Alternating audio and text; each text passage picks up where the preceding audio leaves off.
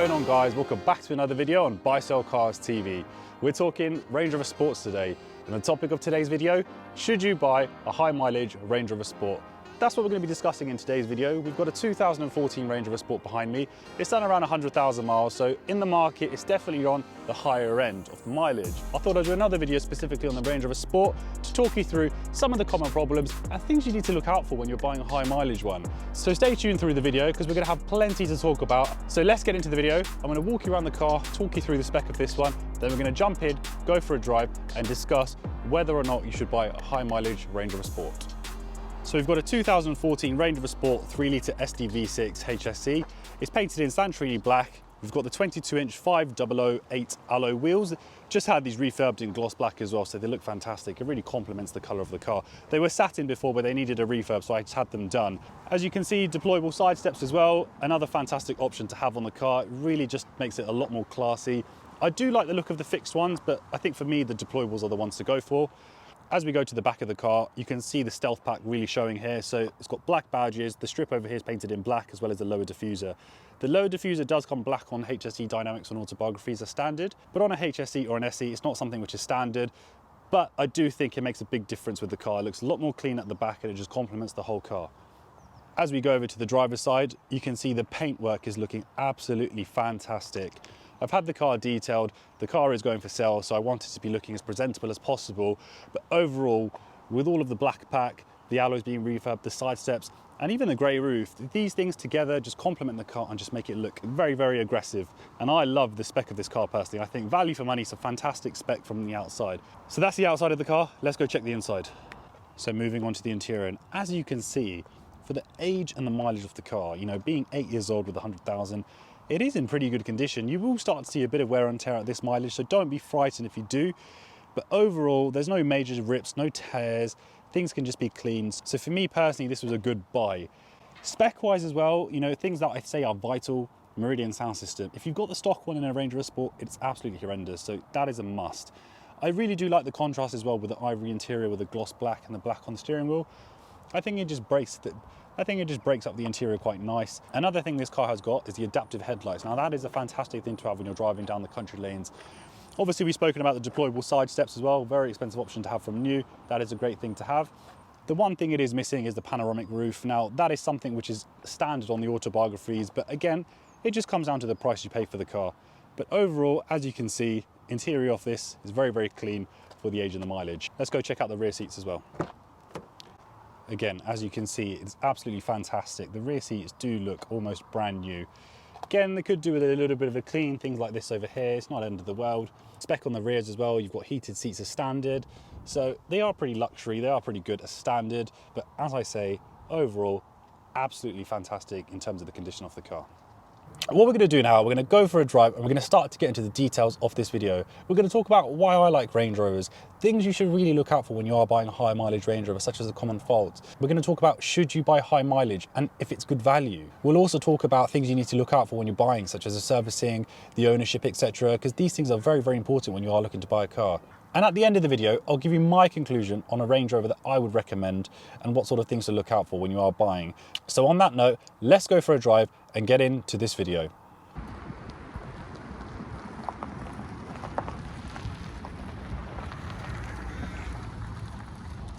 So why do I like Range Rovers? I love the drive of these cars, the road presence, the way they look. I think they're just absolutely fantastic cars.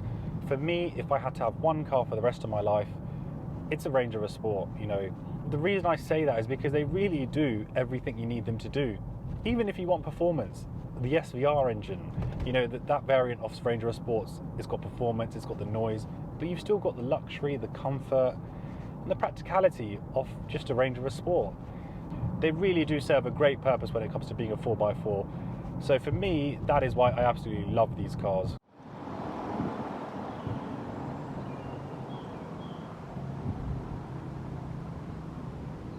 But having said that, you know, it's not a secret. Range Rovers do have their fair shares of problems. Now, me personally, I haven't actually experienced many problems with these cars. Now, personally, I've actually had 3 Range Rovers, 2 Sports and a Vogue. This is a car which is going into stock, so I don't class it as a personal car. However, you know, I've done my fair share of probably 50-60,000 miles in Range Rovers over 3 different models.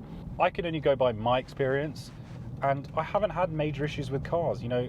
And I think what that comes down to is just, you know, things like the ownership, the service history, things we're going to touch on later on in the video. But I just want to give you my opinion straight away to say they're not all as bad as what people make out. I think what it is when problems do happen, they get vocal quite loud. So people do start to sort of just jump on the bandwagon and say these cars are really unreliable. I disagree. My opinion, everyone's entitled to their own opinion, and I can only go from my experience over 3 different models, over around 60,000 miles, no major issues to report.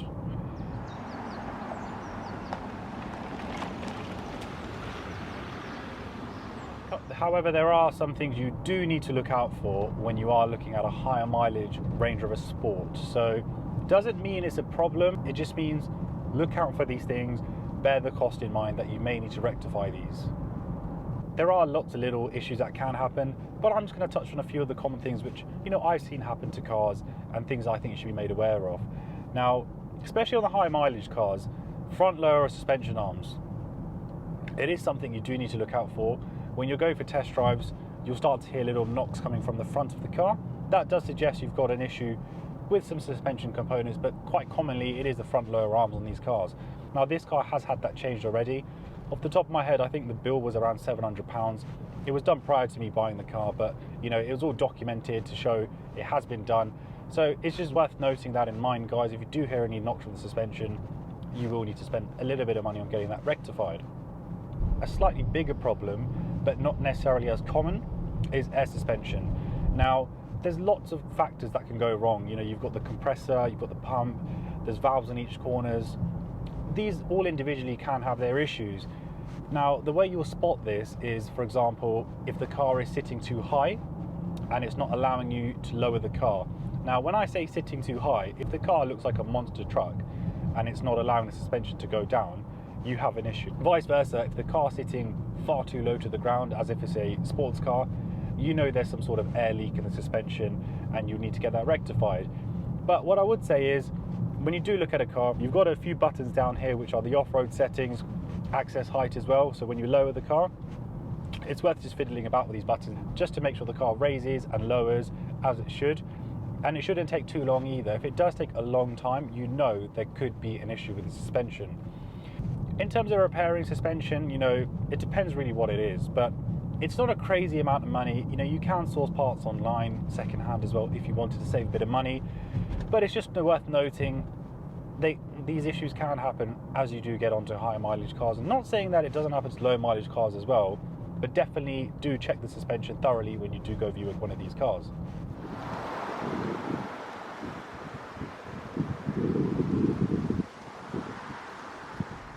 Now, another problem, which isn't a big problem, but again, it is very, very common, is the gear selector lever. Now, I've seen this happen before on 2 cars. So what happens is you'll get a load of lights on your dash, the car won't go into gear sometimes, it won't go into gear properly, you'll have a panic attack thinking your gearbox is gone, but that's not the case. There's a switch on the gear selector lever, and over time it can wear because it's just made from cheap plastic. Now, it's not a big thing to fix. Again, I think the part is around £100. You probably can buy it even cheaper online. It's just a little switch that goes inside the gear selector lever, but it does throw a lot of lights on the dash and it will give you problems with putting the car into gear. So if this does happen, it's not as bad as it looks. If you come across a car and you see this issue, don't be afraid. It's not a big issue, but it is a very, very common fault on these cars. Now, there are other common issues as well to talk about.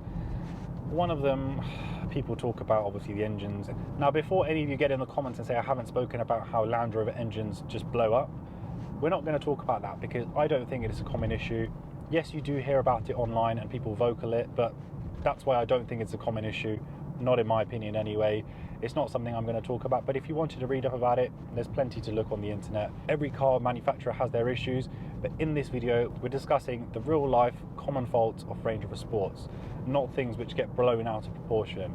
So I think we've covered that now.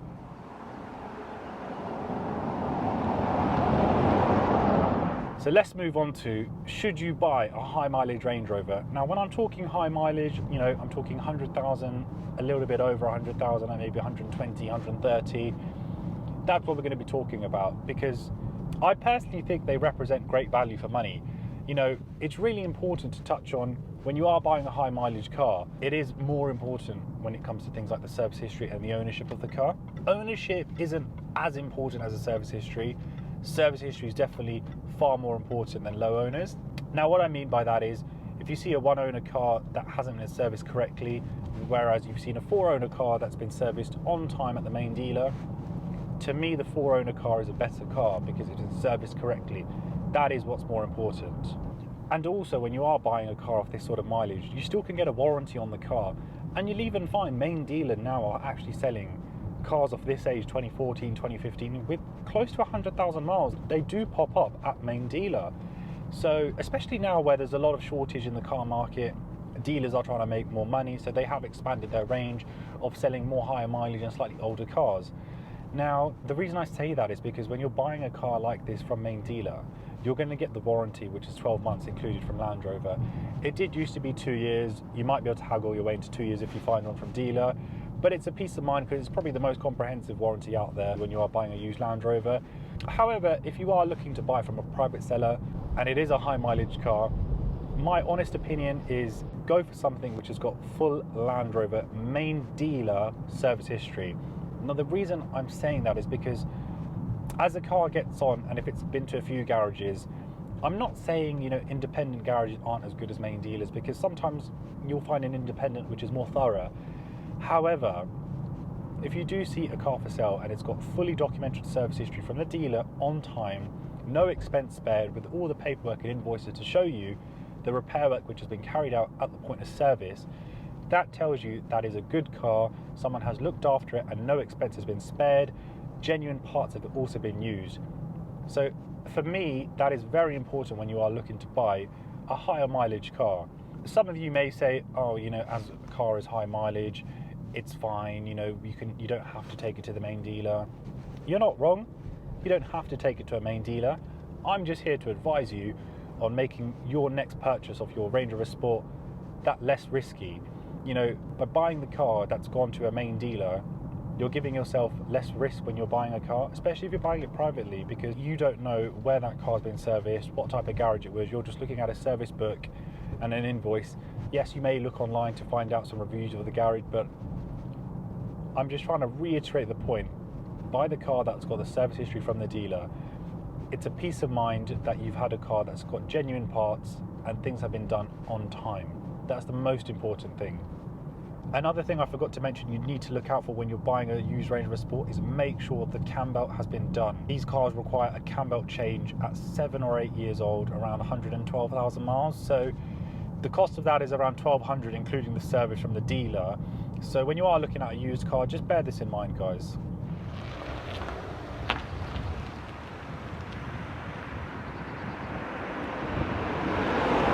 Now, whether you're buying from private, independent, or your main dealer, these things we've spoken about are very, very important. Most importantly, when you take it for a test drive, that's when you get a feel for the car. You know, if you do hear any knocks from the suspension, you will know to sort of mention that when you are looking to negotiate into the price.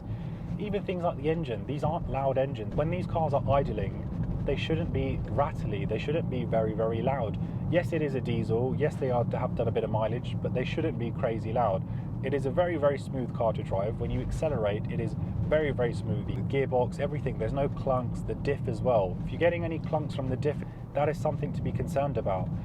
You do get your problems with these diffs. They can also leak a little bit. Not necessarily common fault, but it is something to look out for.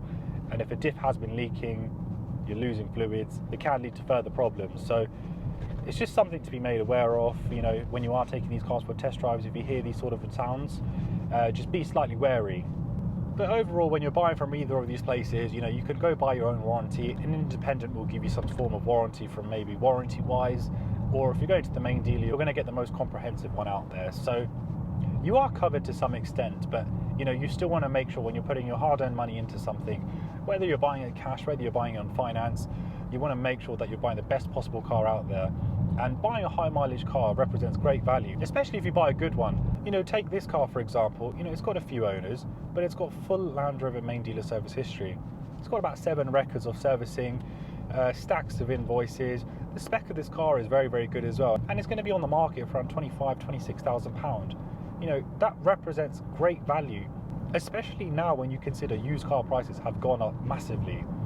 £26,000 for a car like this in this specification with its history, it represents great value.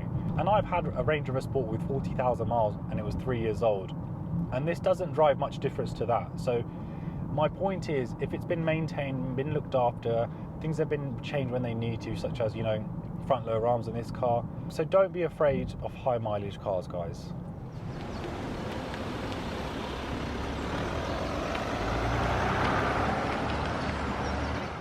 To conclude today's video, guys, I'm going to give you my opinion on what Range Rover Sport you should go for. So if we say we're working with a budget of £25,000 to £26,000 at 100,000 miles, spec-wise, I'm going to say HSE is fine. You know, you can get the add-ons you're done yourself, such as the black pack if you need to. It's not a big expense. But in terms of the actual spec, if you can get a HSE with nice wheels, Meridian sound system, and if you can get a heated steering wheel and panoramic roof, you've done very well. But as long as you can get a few of those options I've spoken about, you've got a good spec Range Rover Sport at that price point. If you are looking to spend a little bit more, but you are looking at a high mileage car still, go for an autobiography. You're going to get all the toys. You're going to get the sliding pan roof, you're going to get the heated steering wheel, the Meridian sound system, the fridge in the center console, deployable or fixed side steps, as well as heated, the cooled seats as well. So spec wise of an autobiography is fantastic. The seats are slightly different. To me, I find them more comfortable. You get the Alcantara roof lining as well. Really is a nice car on autobiography. So if you are willing to spend another £5,000, go for the autobiography. And if you're not as fussed about the spec, go for the HSE, and you'll definitely find a nice car for £25,000. So I'm going to end today's video here, guys. I hope you've enjoyed it. I hope it's been insightful and given you a good insight into showing you high mileage Range Rover Sports aren't that scary. You know, don't be so concerned. Focus on a few of the important things and you'll be fine. So I hope you've enjoyed this video. Thank you so much for watching, and I'm going to see you on the next one. Take care, guys.